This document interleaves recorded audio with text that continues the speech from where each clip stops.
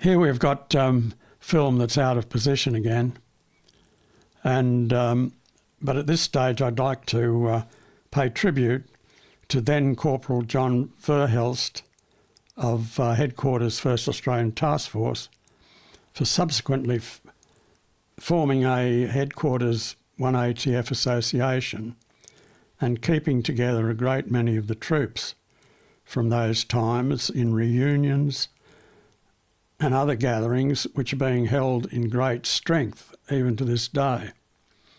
Here we're going past Long Bin on the way into Saigon, and I think possibly we may have seen this bit of film before.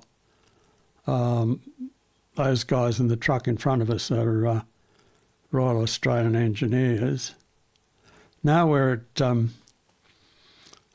the Australian base at Vung Tau, and this shows the rear guard, 4th Battalion of the Royal Australian Regiment, withdrawing from Nui Dat to Vung Tau on the 7th of November 1971.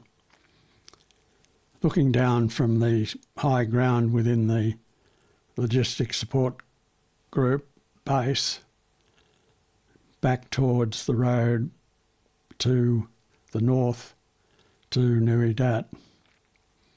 You've got military police vehicles and personnel guarding the rear guard's trucks and personnel off to where they're supposed to go.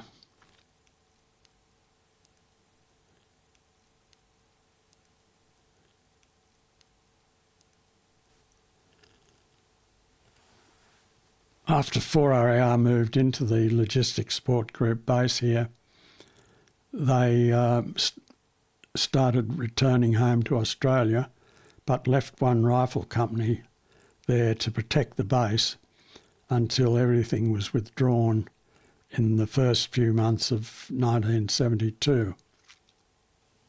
These are shots around the Logistics Support Group base,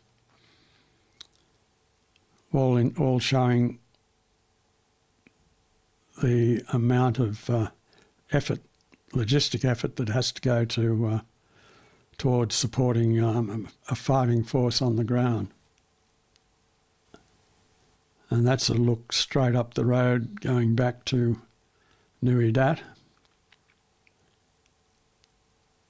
And these are the armoured vehicles bringing the 4th Battalion back from Nui Dat.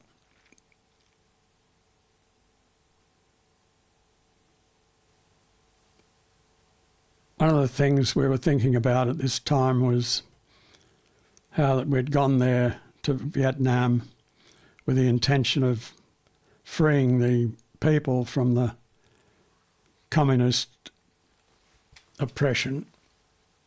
And now, after 5 years, we were just leaving them and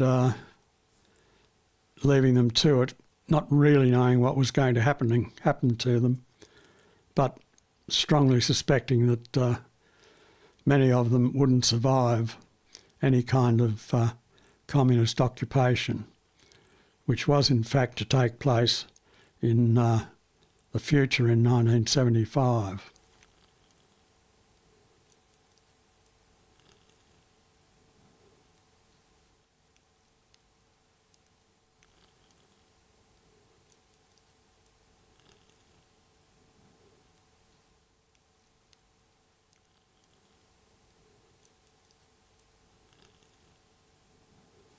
Here I'm flying back to Nui Dat by helicopter to take a look at the base after it had been fully evacuated.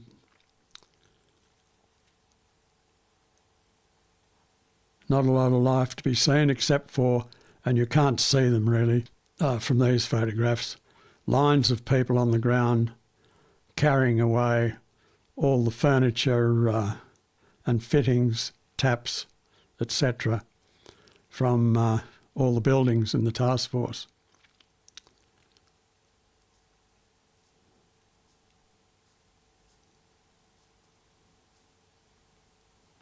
These are probably the last photographs actually of the task force at the time, and it's just a pity my photography wasn't a bit better,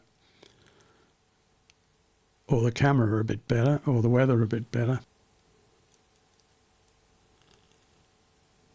And here we are, forever going back to Saigon. I'd love to catch up with the person who was supposed to put these films together in the correct order. Certainly cost a lot and cost me a lot, and the guy didn't do a very good job of it. Anyway, at least you're seeing something of the street scenes in Saigon at the time.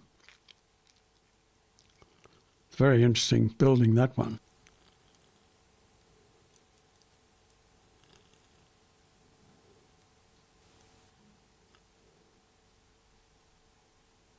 I'm being driven in a left-hand drive vehicle, which is interesting. I can't remember now if I'm sure all our vehicles were right-hand drive, they were.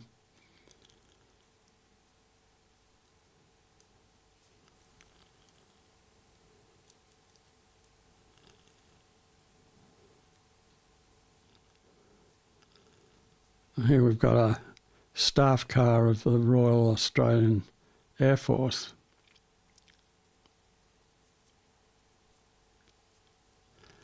And the British Ambassador's car, a Jaguar naturally.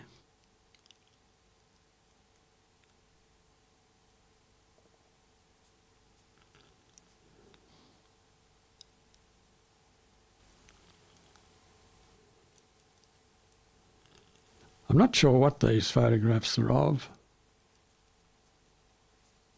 There were so many huge installations around the place.